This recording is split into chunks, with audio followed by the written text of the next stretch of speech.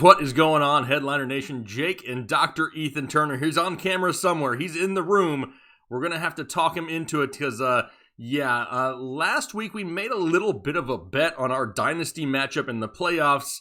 Said the loser had to wear a paper bag over his head. So we're going to start off today with a moment of silence for Dr. Ethan Turner's Dynasty matchup. Come on, Doc. You're going to have to get on camera at some point. You're going to have to show your bag, your paper bag, that is, at some point to the people. There we go. There he is. There he is. Oh, yeah. Got it.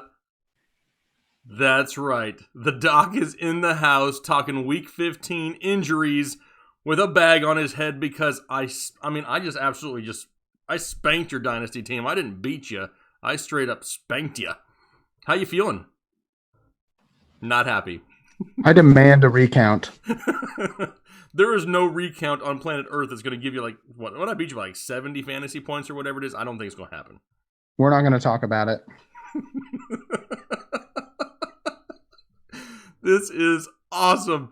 Thanks for being a good sport. Yeah, it was a great bet we came up with out of the blue. I thought I was totally going to have to wear the bag this week because you worked me during the regular season. But yeah, it was a different story in the playoffs. But hey, you still made a good run. You were one of the worst teams coming into it. You took over the team from last year, and you made a valiant effort. You did good.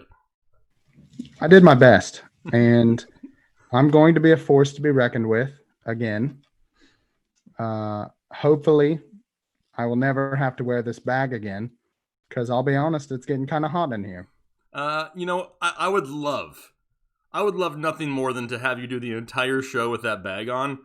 But I think the people, it may be a little bit easier for you to give some good information if the bag was not on. The bag was a great touch to start off the show. You can take it off. Oh, there he is. Curls and everything. Dr. Loser. Me and Dr. Loser, me and the bag, we had a good time discussing this. My wife had way too much fun making it. So thank you for the spanking that I got. I'm going to have to frame this because eventually I'm going to send it to you and I'm going to cross out the doctor. I was like, wait a second. I get to be a doctor? Perfect. Perfect. All right. Well, like I said, there's no other moment of silence this week, which is great, right? We don't have to talk about any players' moment of silence wise. Team. Or do we? We do have one, sadly. Oh, you do? We do. Oh, come on. So this just came in. This was not on the notes originally, but Deebo Samuel, he's dealing with a hamstring strain, and moment of silence for Deebo Samuel. Kyle Shanahan came out, said he does not expect Deebo to be back for the rest of the regular season. This sadly is just a hard lesson about trusting players with major preseason injuries. I preach not to do it. Deebo is the latest example of that. Major foot injury prior to the season, and he just hasn't been able to put together a healthy season this year. So hopefully Deebo is going to get healthy for next year, but it looks like it's over for his fantasy season. So just you and Deebo. List of 2. Yeah, just a list of 2, sadly. I know you're in some pain right now. I'll stop digging at you. I got my fair share in here. Plus, I sent you a few text messages over the weekend, which were very beneficial for me. But let's go ahead and head right into the injuries here for the week. We got some big hitters we got to discuss. A lot of question marks because of the fantasy playoffs, right? A lot of people want to make the right decisions. They don't know if they should trust some of these guys. The first person up is Matthew Stafford of the Detroit Lions. Now, he's someone who's kind of been hit or miss off and on all season. He's produced without Kenny Golladay at times, but now he's severely banged it up. Yeah, he is. He's dealing with a rib contusion, cartilage fracture, however you want to say it. Basically, his ribs are messed up. He's having a real hard time breathing, throwing. He hasn't practiced as of Thursday. Unlikely that he is going to play this week. Chase Daniel is the backup. Yeah. I don't love him as a fantasy option, but he is, I guess, a name to know if you're missing out on Stafford this week. Do you think Chase Daniel helps out DeAndre Swift at all? Maybe more check down passes, more usage in the running game? I don't think it hurts Swift, but I do think that the offense as a whole is going to struggle. So it's kind of whatever advantage he'd get is going to be taken away pretty much immediately. Gotcha. What about another quarterback, Alex Smith? Dude is tough as nails. I talk about him on my quarterback start sit video every week. I got a massive amount of respect for Alex Smith. I mean, he's got some major cojones. You know what I mean? But he just can't seem to get healthy here second half of the season either. Yeah, he's struggling a little bit with this calf. He says it's not related to his previous injury. Let's just be real here. You can't have your leg explode and then not have it become an issue later down the road. Dealing with a calf strain. He hasn't practiced yet. Unlikely to play. Dwayne Haskins is the backup here. I think it's one of those situations where the whole offense might struggle a little bit. Haskins does have a propensity to throw a little bit further downfield, so this could be a bit of a bump for Terry McLaurin. Maybe he can catch a long pass like what we saw last season with Haskins. So I think he's still startable, but your other guys in this offense, not really trust them as much. What about his teammate Antonio Gibson? I mean, we're talking about the Washington football team here, and they're a below 500 team, but they're leading the division. They're in a playoff hunt here, and they could use Antonio Gibson. I know Turf Dough is kind of finicky, though. What do we think about Antonio Gibson? Yeah, Gibson has not practiced yet. I told you last week that I didn't expect this to be a quick turnaround for him. I don't expect him to play this week. J.D. McKissick remains the primary backup. It's going to be, again, one of those situations where if you're starting McKissick, you're probably not playing for a fantasy championship, but maybe you are. Let us know in the comments if you are. I don't think very many good teams are playing McKissick right now. I think McKissick's value is tied to Alex Smith being the quarterback. If Alex Smith is the quarterback, the checkdowns could always be there. But outside of that, I don't think McKissick is much of an option. This one just won't seem to go away, Ethan. It seems like he's good again, he's hurt again. He's good again, he's hurt again. And a lot of it's happened since you traded for the dude. It's Raheem Mostert of the San Francisco 49ers. Yeah, Mostert's dealing with an ankle sprain. He was limited on Thursday after missing Wednesday's practice, but his MRI did come back with positive results, so there's still a chance that he plays. I think it's kind of a long shot. If he does play, he's not going to be playing at 100%. Jeff Wilson has kind of been the name to know this week on the waiver wire. He could be in line with for a huge workload against a really bad Cowboys defense if Mostert sits. And I think even if Mostert doesn't sit, Wilson is probably the main benefactor for this backfield. Yeah, and we've seen Wilson produce in this backfield before when given the opportunity. A tight end now. Not a whole lot of tight ends that are fantasy relevant nowadays, Ethan. We finally get one with Mike Gesicki in Miami, and the injury looked pretty bad. It looked like he wasn't going to be even close to being available, but now all of a sudden we have an inkling of hope. We do, actually. So based on the video, and we haven't had an actual diagnosis of this yet, but it looked like he possibly had a shoulder dislocation.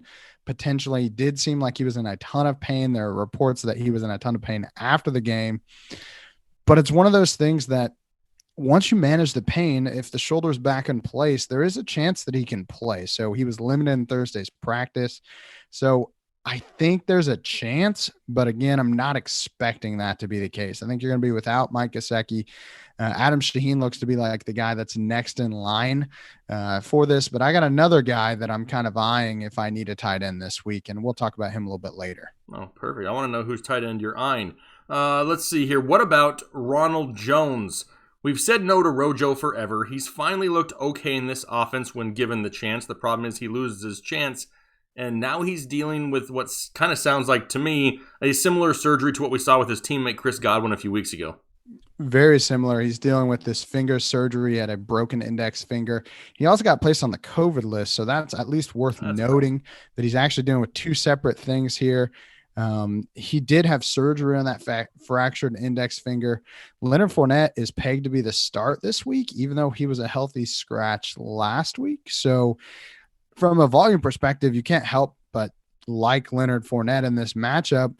He is an RB2 for me, but he does have a little bit of bust potential if the team opts to give the rookie Keyshawn Vaughn more carries, or if they look back to Leonard Fournette's 3 drops the last time we saw him play and say, we don't trust this guy to catch the ball. Yeah, I mean, I'm almost avoiding this backfield altogether. I think Leonard Fournette's kind of somewhat fool's gold just because, I mean, it's a difficult matchup going up against the Atlanta Falcons, one of the top run defenses in all of football. I just don't see the healthy scratch to you're my starter now. I don't understand if that's the case. If he was the true number 2, why wasn't he active last week. Just a lot of question marks around that backfield. Got me worried there just a little bit. How about Robert Woods, Bobby Trees of the Los Angeles Rams? Woods is dealing with a thigh strain, possibly a contusion. He didn't practice on Thursday, but McVay was pretty confident that he was going to be able to start on Sunday. He should see some limited work on Friday. That's what we're hoping for. But even if he sits, I'd still expect him to be ready for our fantasy squads. Perfect. All right, now we're going to go on to the rapid fire section here. Quick hit is going to throw them at you quick as I can here, Ethan. What about Kenny G? I mean, it sounds like there's no Matthew Stafford. Does it even matter if Kenny G is healthy at this point? I think it does, in a sense that you're hoping that you can play Kenny G again. He's not practicing though, so it doesn't look like that's going to be the case. I'm like, every week I debate if I should just give him a moment of silence, and so we don't have to have this conversation. But some comments have been brought up that maybe this is contract leverage, that maybe he doesn't want to play for a team that's not winning right now, and that he's using this injury as an excuse to not risk getting hurt further so that he'd have more contract leverage. I honestly, I don't know. I'm not in the locker room with Kenny G. I'm not evaluating him personally. So is that a possibility? Yes, but I'm not going to speculate on it here any more than that. I mean, I think it's just kind of a rumor or just trying to put some pieces together. Do you think you could find a way to get into that locker room and find out for yourself what's going on? I mean, I could certainly try, but I don't think I'd be successful. Let's make a phone call. See if we can set it up. What about Zeke Elliott? Now, this dude been pissing off fantasy owners for what feels like forever, because ever since Dak Prescott went down, so have the stats of Ezekiel Elliott. And a lot of people want to just say, Zeke sucks. I don't think Zeke sucks. He's not 100% healthy. He's got a banged-up offensive line. He lost an MVP-caliber quarterback. All that matters when you're looking at running backs, but how is he looking health-wise right now? It's not looking great. He's been dealing with this calf strain for a couple of weeks now. He hasn't practiced yet, even though he did play last week. And you mentioned Dak Prescott, and the numbers are kind of amazing to me. You know, before Dak Prescott's injury in week 5, Zeke was averaging 22 PPR points a game. And since then, he's only averaging 9.8 PPR points a game. You want to talk about a drop off, man? I think they paid the wrong guy here. He should play this week, but when do you have to start considering that maybe he isn't a good fantasy option right now? That's the hardest part. Look at Miles Sanders, right? A lot of people hopped off the Miles Sanders bandwagon. He wasn't getting volume. He wasn't producing. A lot of questions with them going to Jalen Hurts. And then last week, Miles Sanders goes up, has a top 10 performance, and everybody's like, oh, crap, he's back again. Same thing could happen with Zeke, right? When we could go out there and very easily Zeke could get 80 rushing yards and 2 touchdowns this week and help win your fantasy matchup. It's really hard to sit somebody with that type of potential during the fantasy playoffs. But speaking of potential, what about Christian McCaffrey? We're getting him, we're not getting him. We're getting him, we're not getting him. Is he getting close to the moment of silence era also?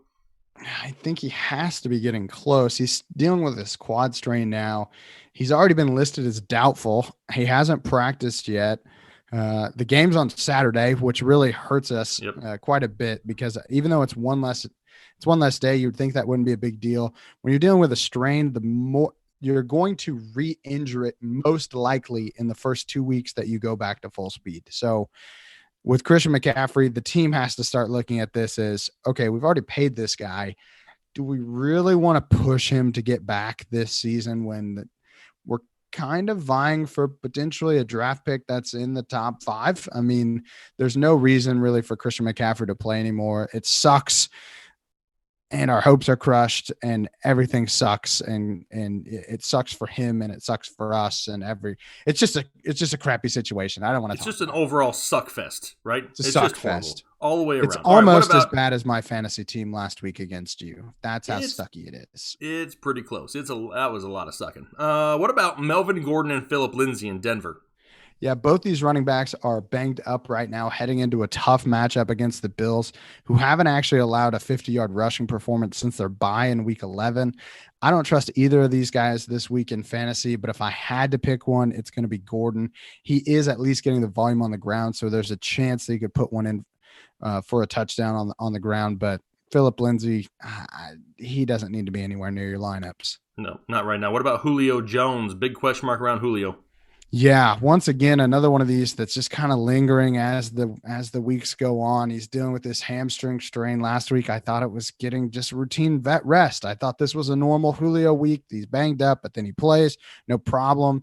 It appears that this is more serious than that.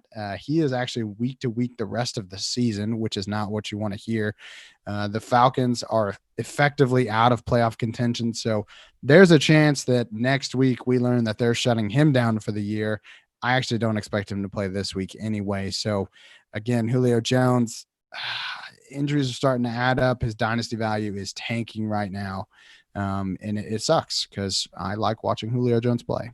I will be looking forward to your injury breakdown in the offseason for the draft guide for Julio Jones on what we should do next year with Julio.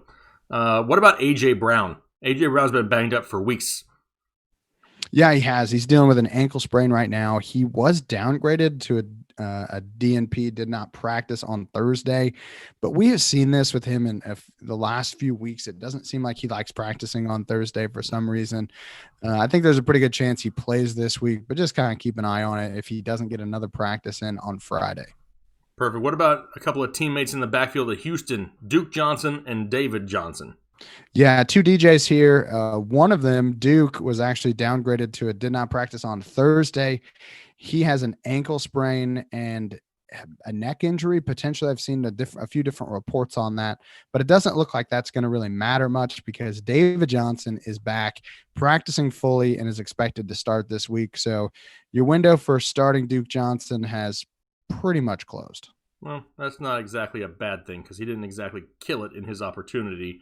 Michael Thomas, another big name that a lot of people asking questions about. Yeah, Thomas is dealing with an ankle sprain that he's been dealing with all season. These high ankle sprains that just don't seem to go away. But he has missed 2 practices this week already, so at least it's worth monitoring as we head into Sunday.